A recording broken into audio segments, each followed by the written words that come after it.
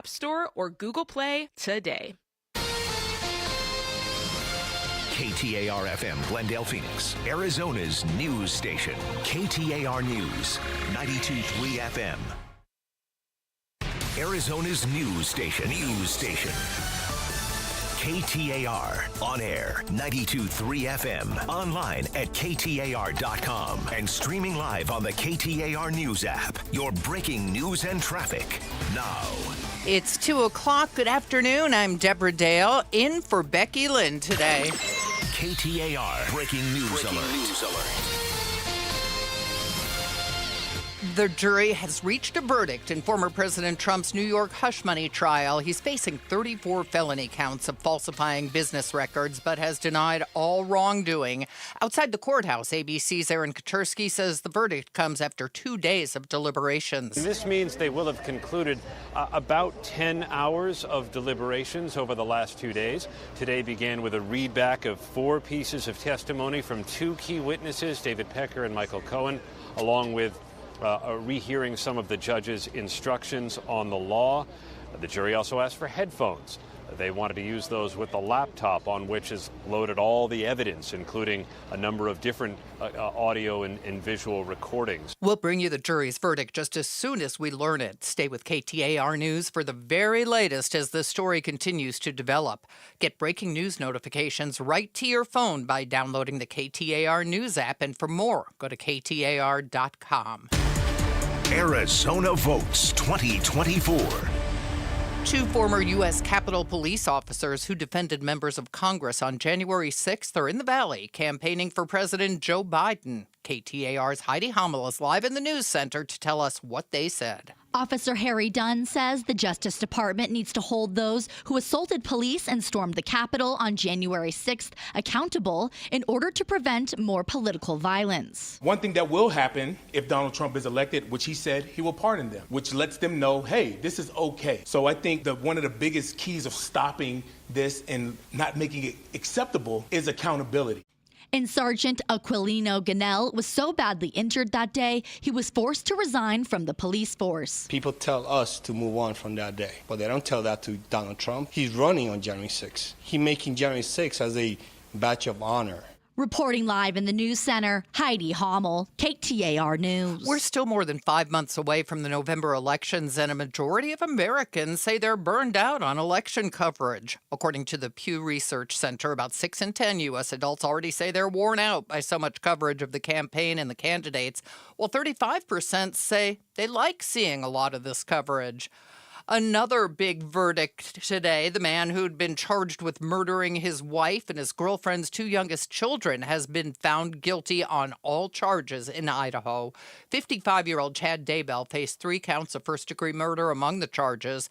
The case began when his wife, Lori Vallow Daybell's estranged ex-husband, was fatally shot at his Phoenix home in 2019. A year later, the remains of Lori's children were found on Chad's property in Idaho. KTAR News, Eyes on Education. A group of lawmakers and members of Save Our Schools gathered at the state capitol to call for ESA program reform. They say luxury purchases and lack of oversight have impacted the state's budget deficit.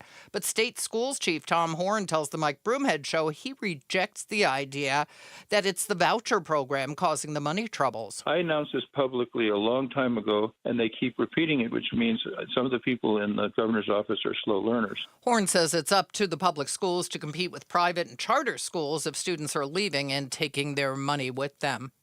The first person has been sentenced to prison in Arizona's Medicaid fraud case. The Arizona Attorney General's office says 37-year-old Ariel Dix pleaded guilty to 2 felony charges after she helped establish fake clinics to receive Medicaid money. She faces 3.5 years in prison for her role in the scheme. Time for a check on traffic with Chuck Rowe live in the Valley Chevy Dealers Traffic Center. Thank you, Deborah. Good afternoon. Let's start off in Scottsdale, where there's a crash reported on the 101 Pima Freeway southbound at Cactus Road. I believe there might be something underneath of the overpass that I can't see there because the delays are unusually slow, starting back at about Rain Tree Drive. I-17 northbound Greenway on-ramp, that earlier crash is cleared. Still a closure northwest of the valley. US 93 is shut down in both directions north of Congress, just north of State Route Route 71 at milepost 179. That for investigation into a deadly crash from this morning. Wreck and surprise, Bell Road at Reams Road, and in Avondale, watch for this collision, Indian School at 107th Avenue. Chuck Rowe, KTAR News. Sunny skies this afternoon will make it up to 104. Mid to upper 70s overnight and even hotter tomorrow. We're expecting a high of 106 for Friday. Right now, an even 100 at Sky Harbor in Phoenix. Weather brought to you by Howard Air. Whether replace or repair, call Howard Air. I'm Deborah Dale for Becky Lynn on Arizona's news station, KTAR News. Chris Merrill, Joe Huizinga. It's the Chris and Joe Show. KTAR News. All right, breaking is that a verdict has been reached in the New York versus Donald J. Trump trial. This is the hush money case that we've been talking about. Joe, I know you're watching this and you're hearing everything that we are. The talking heads on every station are going nuts. Oh, they're my goodness. Very fired up. They are just in hog heaven right now. They are really having a blast over all this. Verdict reached. Joining us right now is a guy who actually predicted this yesterday. It is our KTAR legal analyst, Barry Markson. Barry, you said yesterday, you wouldn't be surprised if you saw a verdict today or as late as next week. Boy, you were right. It was on the front end of that amount. Yeah, and I thought the jury would take the rest of Wednesday and at least part of today to look at evidence and be thorough and answer any questions jurors had, and that's happened. The fact that the verdict came back, this is end of the day Thursday in New York. So they took a half a day yesterday basically and a full day today. They asked several questions of the judge, including having some of the jury instructions read back. So the fact that they've made their decision now means they had some relatively specific questions in that jury room. They've answered them, and they're ready with a verdict. Barry, what does it mean to you, the fact that the jury deliberated for 12 hours? Well, again, I think they were always going to be thorough, and you saw Barry, that. Barry, I'm sorry, we're starting to get some of the verdicts in right now, so I apologize. We're going to go to our live ABC coverage in New York. Guilty on 21, guilty on 22.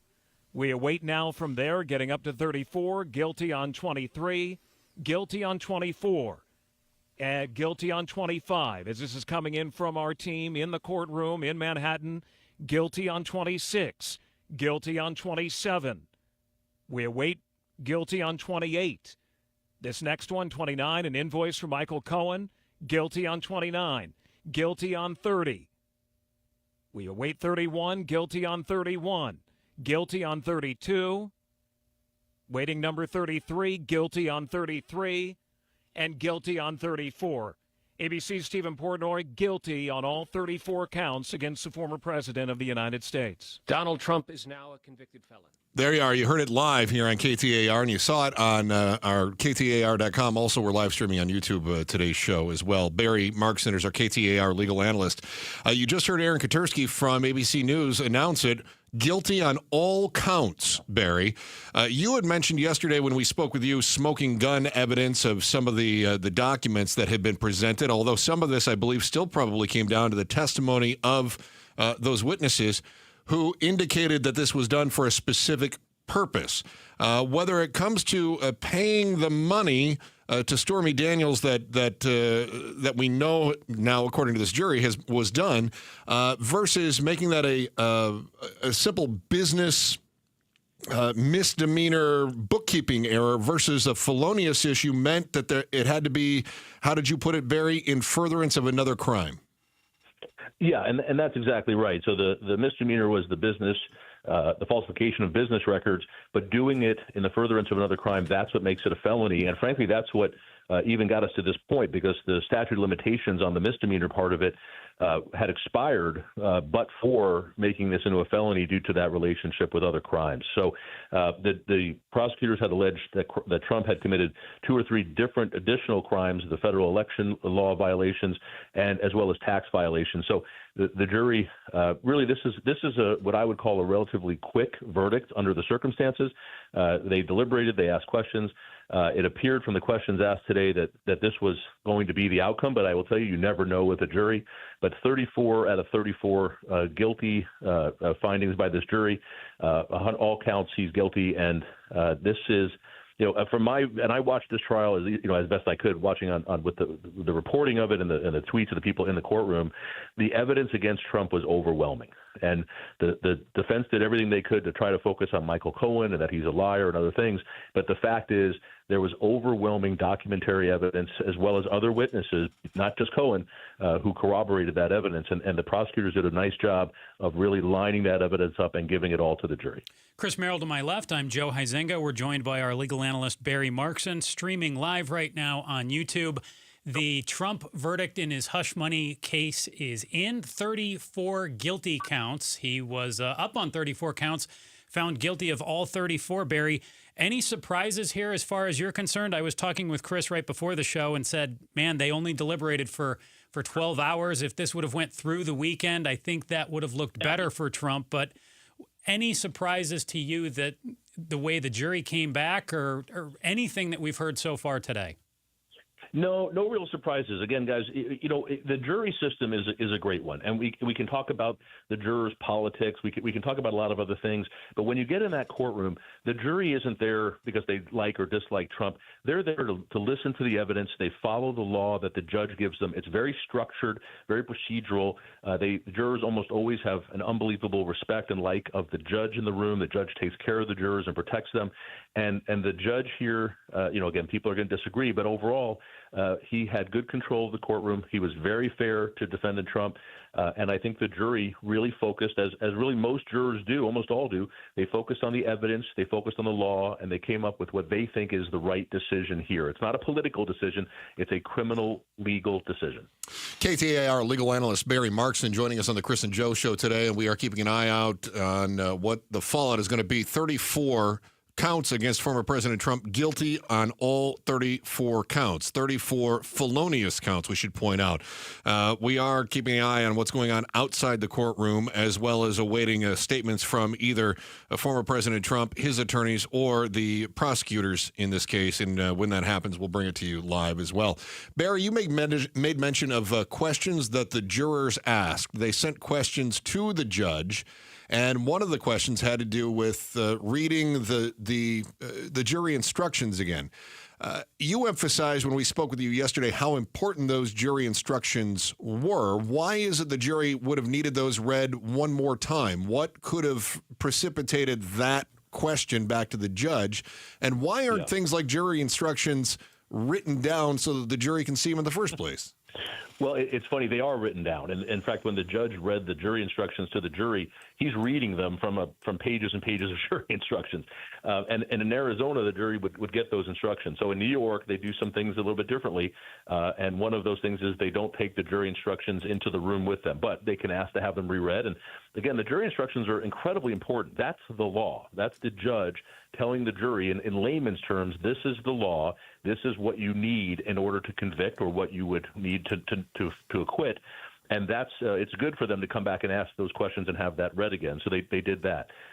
They also asked for some specific testimony to be read back from David Pecker, which took them back to the first witness in the case. So we're going back 5 or 6 weeks, and they wanted to hear some specific things from him, maybe to see if that corroborated other evidence, or was maybe that was just a question they had about whether or not Trump was doing things to help the campaign, and they went to Pecker's testimony, who I think by all accounts was a very good witness. The jury seemed to like him.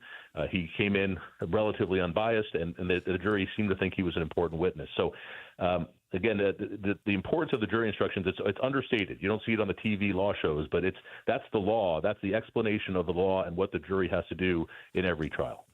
Barry Markson, our KTAR legal analyst, as we await more reaction after we find out former President Trump guilty on 34 felonious counts involving falsifying business records in furtherance of another crime. We'll talk about what those other crimes may have been, and more on what exactly is transpiring today, an historic day in the city of New York and across this country as we continue our full coverage here. It's the Chris and Joe Show, KTAR. But first, Deborah Dale with more on today's top story right now. KTAR Breaking News Alert.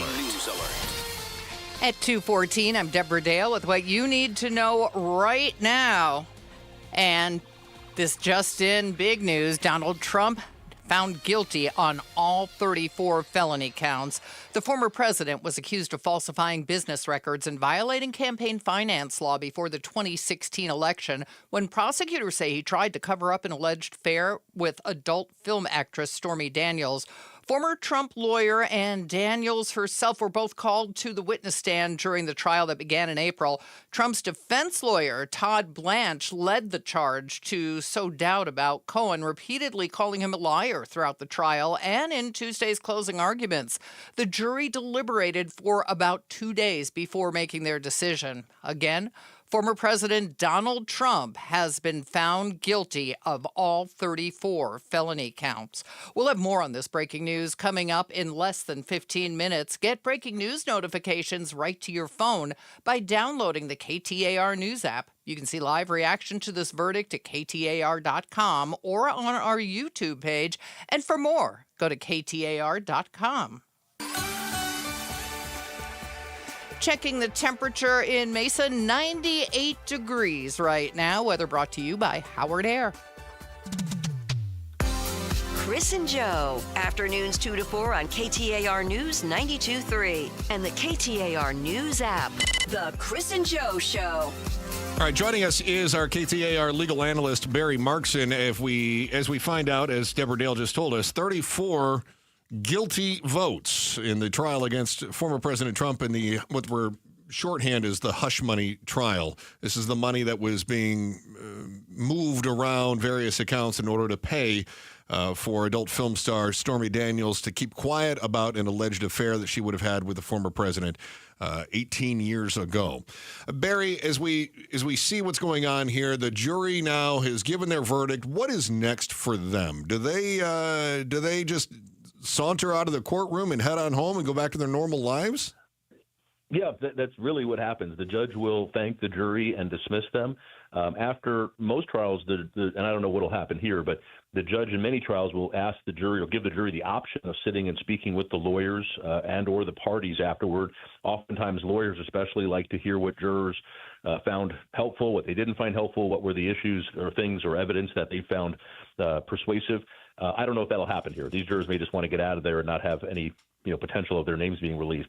But in any case, yeah, the jurors go home. That's the end of it. And we move into the sentencing phase, which is the next part. So you mentioned sentencing being next, Barry. Procedurally, how does this work? Can Trump and his team announce, hey, we're appealing even before that sentence comes down? Do they have to wait for that? Can one come before the other, or can it flip-flop? Well, generally, they'd wait until the sentencing came down, but they can certainly file an appeal immediately. What will normally happen is the judge will set deadlines for the parties to submit sentencing memos. That's where each side is going to present arguments to the court about their preferred punishment, whether it should be probation or, a fine or time in jail or prison. Trump will, again, normally, the defendant here who's found guilty will sit with an interview with a probation officer, and that probation officer, it won't happen. This is not today, by the way. This is over the next weeks or months. The probation officer will prepare a pre-sentence report for the court. The interview will include questions about Trump's personal history, his criminal record, which he doesn't have. This is his first time being convicted of anything. All that will be included in the pre-sentence report, and then the judge will take all of that into account from the parties and from the probation officer, and then set a date within the next probably 2 or 3 months for when he will have sentencing. And then the potential sentence here, just so everybody understands, it is not presumptively jail time. In fact, it's likely it will not be jail time. Trump is a first-time offender. Generally, in cases like this, you're not going to see really jail time. It could happen. There's 34 different counts here. These are felonies, so there could be some part of jail time. There could be some home confinement. There could be some probation. The judge can be creative. The judge has really a ton of discretion about sentencing in a case like this. Talking with our legal expert, Barry Markson, President Trump found guilty on all 34 counts in his hush money trial. Let's go down that road a little bit more, Barry. What do you anticipate? You said likely not jail time. If it was probation, how long do you think he might be on probation for 34 guilty counts for felonies? Yeah, so imprisonment is not off the table. I mean, right. This is in New York what they call a Class E felony. It's the least serious or the weakest category in New York law for a felony. But each count does carry a maximum sentence of up to 4 years. So the judge could have some jail time or prison time. Barry, I'm sorry, Barry, I don't mean to interrupt you here, but former President Trump is coming to the microphone. We do want to hear what he has to say after being found guilty on 34 counts. There was a venue change. We were at 5% or 6% in this district, in this area. This was a rigged, disgraceful trial. The real verdict is going to be November 5th by the people. And they know what happened here, and everybody knows what happened here. You have a Soros-backed DA and the whole thing. We didn't do a thing wrong. I'm a very innocent man, and it's okay. I'm fighting for our country. I'm fighting for our Constitution. Our whole country is being rigged right now. This was done by the Biden administration in order to wound or hurt an opponent, a political opponent. And I think it's just a disgrace. And we'll keep fighting. We'll fight till the end, and we'll win, because our country's gone to hell. We don't have the same country anymore. We have a divided mess. We're a nation in decline, serious decline. Millions and millions of people pouring into our country right now from prisons and from mental institutions, terrorists, and they're taking over our country. We have a country that's in big trouble. But this was a rigged decision right from day one, with a conflicted judge who should have never been allowed to try this case, never. And we will fight for our Constitution. This is long from over. Thank you very much. All right, former President Trump now walking away from the microphones after he was convicted on all. Our ABC News coverage of former President Trump there, as he made a very short statement. I don't think it comes as any surprise what he said, and that is that he's innocent. It was rigged, that Joe Biden did it. Yeah, everyone knows what happened here. Of course, it was disgraceful. He's a very innocent man, in his opinion. Says he's going to fight till the end, and that the judge was a conflicted judge. And also prisoners and people from mental institutions are flooding our border. So, our KTAR legal analyst Barry Markson is with us right now. Barry, what you just heard from the former president, that comes as no surprise. No, and you know, it's funny, I was going to mention this. The gag order is effectively lifted at this point. I mean, the judge can issue some other kind of gag order, but I don't think he will. The gag order was designed to protect witnesses and the jury and the people working in the courtroom, and that's over now. So Trump is allowed to say what he wants to say now. He can go back. He doesn't have to stay in the courthouse. He can go back to campaigning. He can do whatever he wants while the pre-sentence report or the other pre-sentence jobs are taken care of. Barry, I don't have the president's legal calendar in front of me. I know there's certainly other cases coming up over the next few months, next couple of years, presumably. Do you feel like what happened today could affect those cases in any way? No, I don't think so. It's a good question, Joe, but those are really separate. Two of those cases are federal court cases, one over what has been described as the attempted coup for Trump to stay in office despite losing the election. That one is in Washington, D.C. The other federal case is in Florida before Judge Cannon. That's the Mar-a-Lago documents case where Trump is accused of having top secret documents and then obstruction of justice in trying to hide and keep those documents when the government wanted them back. Those are separate trials, separate issues. I don't know if those trials will go before Election Day. I doubt it based on what we're seeing today, but those will continue to go. And then, of course, the Georgia case is also about the election interference, the attempt to stay in office despite losing the election. That will be completely separate. And the Georgia case is the one that even if Trump wins election, he can't pardon himself. He can't bring that one to a close. That one is independent of the Justice Department and the president's authority. Barry, one more question here. In follow-up to what Joe just said, it may not have any bearing on the other cases, but as far as the public goes, one of the narratives we've heard is that the New York case was the most difficult case to prove, that it would be the most tenuous one. It's on uncharted legal grounds. We heard all these different cliches that were bandied about, and here we have a guilty verdict on 34 counts. July 11th sentencing, by the way, in this case. They just announced. Can the people read into that, having heard that this was going to be the most difficult case to prove? Can the people then perhaps infer from that if this was the most difficult and he's guilty on all 34, that the other cases, it seems more and more likely that the prosecutors in those cases have their ducks in a row and will also achieve guilty verdicts? Yeah, I mean, this was, I think most would say this is the weakest of the case as far as legally goes. I mean, even the conservative legal pundits were saying that this was, a handcrafted sort of indictment, that they've never done this before, which isn't actually true. But this was definitely the weakest of the four cases, and they got a conviction here on all 34 counts. So they're completely unrelated. It doesn't mean that the other cases are more likely to have a conviction than this one. But I think what it does show is that a jury of United States citizens will hold a former president of the United States accountable, that the rule of law applies to everybody, including a former president. And I think for someone who's an attorney and for the justice system, that's something I'm very happy to see, regardless of who it is. If you break the law, you should be held accountable.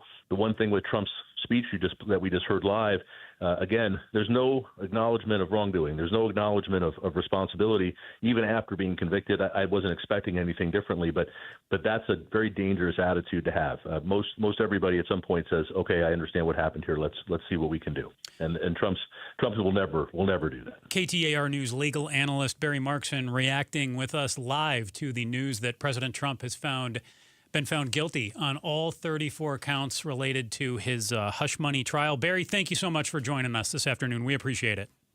Thanks, guys. It is an historic day. We'll talk about some of the history today, as well as maybe a little bit of prognosticating on the future. Again, as Joe pointed out, 34 counts, 34 guilty verdicts against former President Trump. Our coverage continues after we hear on our news update. Deborah Dale is standing by. Chris Merrill, Joe Huizenga, Chris and Joe Show, KTAR News.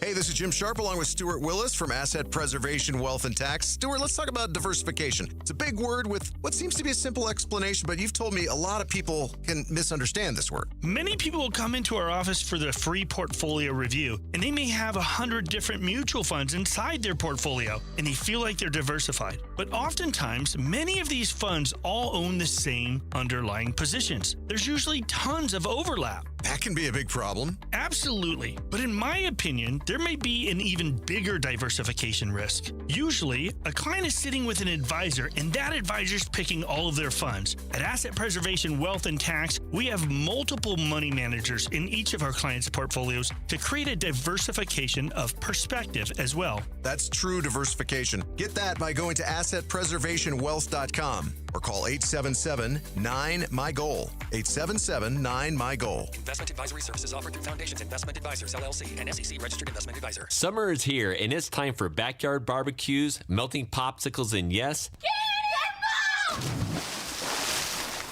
epic cannonballs. Nate here, owner of Blue Sky Pest Control. And unfortunately, increasing temperatures mean increasing pest activity. Don't let bugs ruin your summer fun. Call 602-BLUE-SKY and receive $50 off your initial service when jumping onto any Blue Sky 365 pest control program. Better technicians, better service. That's Blue Sky Pest Control. Hey, everybody. Chad here with Liberty GMC's General Manager Chris Scott. So, Chris, how was your holiday weekend? What's up, Chad? Our Memorial Day savings were so huge, we've decided to extend the sale even longer so more people can take advantage of the big savings. Take up to $82.50 off the brand new 2024 GMC Terrain or save thousands off the brand new Yukon. Nowhere can you buy or lease a GMC for less, and I mean nowhere. Shop online all the time at libertygmcaz.com.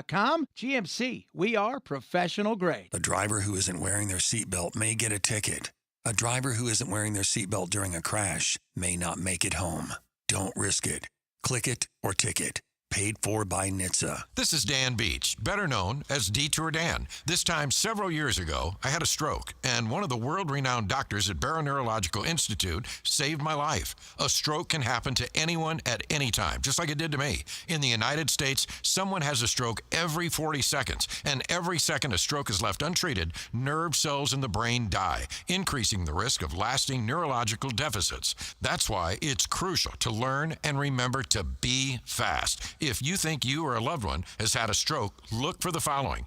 F for facial drooping, A for arm weakness, S for sudden balance, speech, or vision difficulties, and T for time to call 911. The Barrow Stroke Program is a stroke center of excellence and is home to the Barrow Emergency Stroke Treatment Unit, a mobile emergency room offering curbside care for stroke patients. The stroke specialists at Barrow Neurological Institute are here for you, just as they were here for me. To learn more, visit barrowneuro.org/stroke.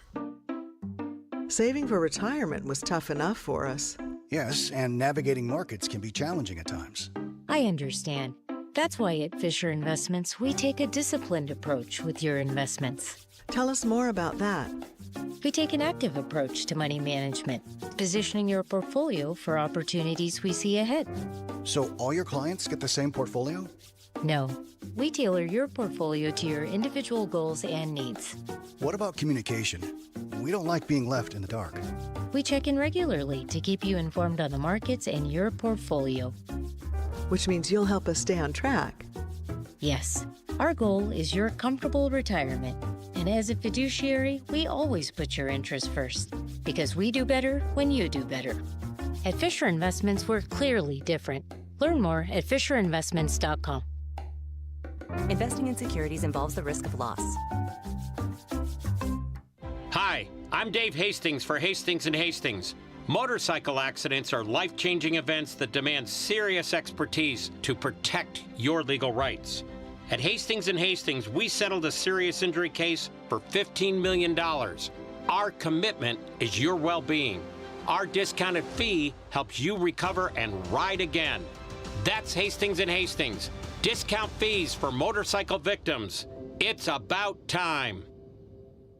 The Los Angeles Angels visit Chase Field for a 3-game series starting June 11th. Secure your tickets now at dvax.com.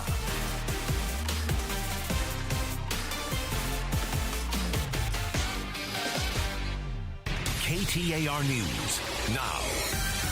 It's 2:31. Good afternoon. I'm Deborah Dale, in for Becky Lynn today. KTAR Breaking News Alert. As you've been hearing on KTAR, Donald Trump has been found guilty on all 34 felony counts. The former president was accused of falsifying business records and violating campaign finance laws before the 2016 election, when prosecutors say he tried to cover up an alleged affair with adult film actress Stormy Daniels. I'm a very innocent man. That's Trump speaking to reporters immediately following the verdict. This was a rigged, disgraceful trial. The real verdict is going to be November 5th by the people. The jury deliberated for 2 days before making their decision. Again, former President Donald Trump has been found guilty on all counts. We'll have more on this breaking news coming up in less than 15 minutes. You can get breaking news notifications right to your phone by downloading the KTAR News app. You can see live reaction to this verdict at KTAR.com or on our YouTube page. And for more, go to KTAR.com. Arizona votes 2024. A former U.S. Capitol police officer has a warning about what another 4 years of a Trump presidency could look like. Officer Harry Dunn says he was assaulted by a mob of MAGA extremists on January 6, 2021. Donald Trump is the greatest threat to our democracy and the safety of communities across the country today. He has encouraged and continues to encourage, champion, supported political violence. Dunn is campaigning with another former Capitol police officer who defends members of Congress on January 6th. They're in the Valley campaigning for President Joe Biden. Another big verdict today, a verdict reached in Idaho involving the second half of a so-called doomsday couple who allegedly killed their family members over apocalyptic beliefs. It took the jury 6 hours of deliberations for this verdict. The jury has reached a verdict. An Idaho jury delivering its verdicts on 8 counts for the murders of Chad Daybell's ex-wife and his second wife's 7 and 16-year-old children. Guilty. Guilty on all counts, including murder, conspiracy, and insurance fraud. Prosecutors say Chad Daybell and his wife, Lori Vallow Daybell, who was convicted last year, killed the three over money and apocalyptic beliefs. The death penalty phase of the trial will now get underway. Alex Stone, EBC News. KTAR News. Eyes on education. Republicans refuse to come to the table to reform this program. It is bankrupting our state. Arizona State Rep Annalise Ortiz spoke at a Save Our Schools rally calling for reform for the ESA voucher program. She criticized the Republican lawmakers who are preventing any changes. It's because of power, corruption, and a majority in these halls of power that is hell-bent on privatizing education and profiting off the backs of our children. Staunch supporter of the voucher, State Schools Chief Tom Horn says it's up to the public schools to compete with private and charter schools. The city of Phoenix is implementing a plan to cut traffic fatalities down to zero by the year 2050. Joe Brown with the City Street Transportation Department tells Arizona's Morning News the Vision Zero Road Safety Action Plan includes increasing a number of safety measures like pedestrian-activated crosswalks. They get activated only when the pedestrians are there, so it's not a full-fledged signal. It's usually at a crosswalk, often near schools. Those are important, and we're going to be doing a lot more of those in the future. High school and college students can apply to be a part of the program at phoenix.gov/road safety. Time for a check on traffic with Chuck Rowe live in the Valley Chevy Dealers Traffic Center. Thank you, Deborah. Things pretty quiet on the freeways right now. We did have a crash earlier in Scottsdale, the 101 Pima Freeway southbound at Cactus. That is now out of lanes. I'm still seeing some residual slowing back to about Raintree. The downtown ride looks pretty typical. 202 starts to slow at about 32nd Street. Once you're onto the I-10, it will stay slow as you make your way out through the tunnel. And then from there, you're in decent shape continuing out toward the 101. Now, we do have a closure in Congress northwest of the valley. US 93 is still shut down due to a deadly crash from earlier this morning. That is just north of State Route 71 at milepost 179. Surface Street crash, Thomas Road west of 40th Street, another at Bell Road at Reams Road, and Indian School Road at 107th Avenue. A crash clearing up. Chuck Rowe, KTAR News.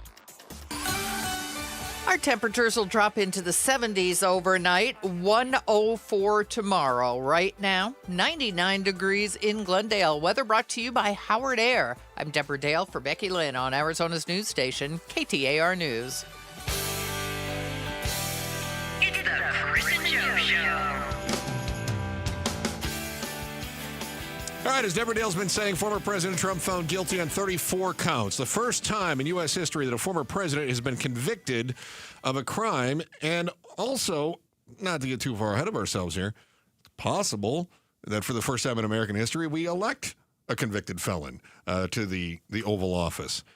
I think there are probably a lot of conversations going on in political circles right now trying to figure out what the next move is, politically speaking.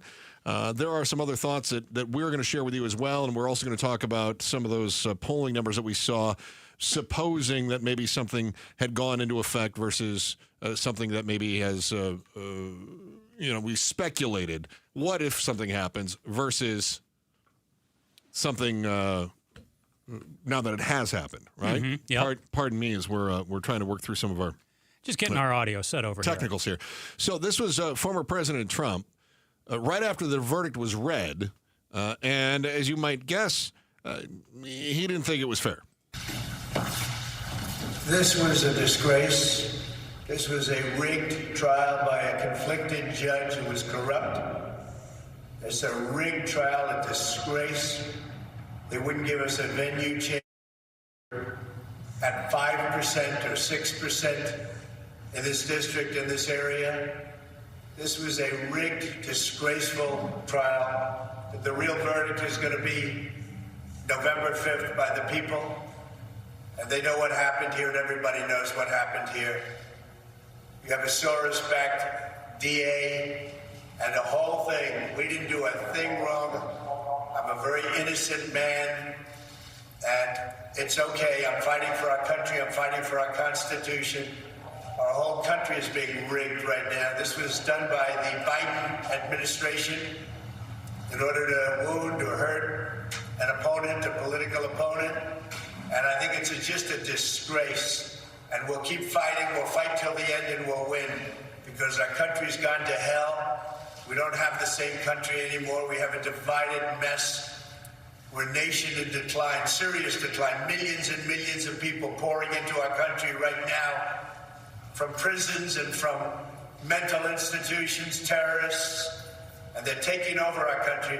We have a country that's in big trouble, but this was a rigged decision right from day one with a conflicted judge who should have never been allowed to try this case, never. And we will fight for our Constitution. This is long from over. Thank you very much.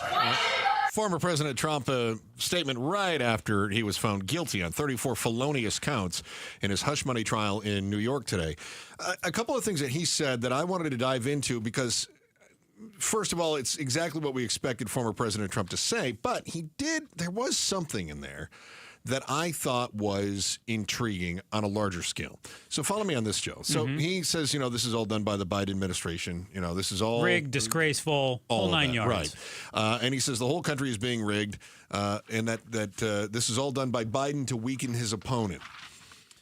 Well, I'm not going to go down that road. It did get me thinking about Biden today. And I thought, what is Joe Biden doing? How is the sitting president viewing this? Now, you have to think as a political opponent, he's thinking, well, this ought to help me. Or he's thinking, where's my pudding? The other thing that I was thinking is this is the biggest news story by a long shot. Mm-hmm. What would Biden have to do to make the headlines right now? Oh, gosh. Honestly, I don't want to sound morbid, but have some sort of medical event. I don't disagree.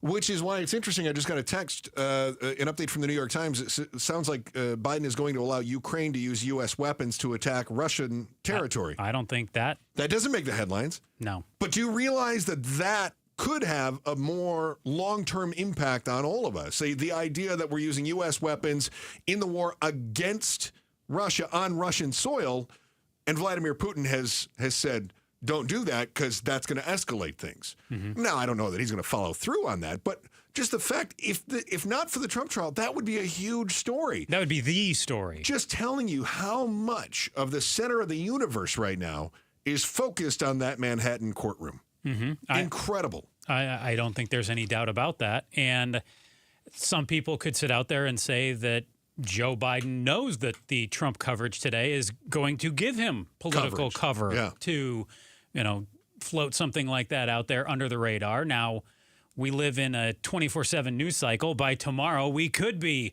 back to talking about President Biden and what's going on with Ukraine. Could be. Where until we get this sentencing on July 11th for this hush money case, largely, I think we'll slowly kind of move off of it over the next couple days here. We've seen a verdict now. We wait for sentencing, and we have to proceed from there. It just struck me as a strange coincidence. There was one of the gaffes that former President Trump had years ago when he referred to the terrorist attack on 7-Eleven. I don't know if you recall that. I don't. People said, wait a minute, what are you doing? And I said, wait a minute, the guy just misspoke. He meant 9/11. He meant 9/11. But now, coincidentally, his sentencing is set for 7-Eleven. Well, just throwing it out there. We'll talk with Mike Noble from Noble Predictive Insights about what the polling numbers said, supposing there would be a guilty verdict versus an acquittal. Now that it's happened, is the reality likely to change when it comes to the polling? We'll talk with him about that next. Chris and Joe's show, full coverage of the guilty verdict, former President Trump, all 34 counts in that Manhattan courtroom today.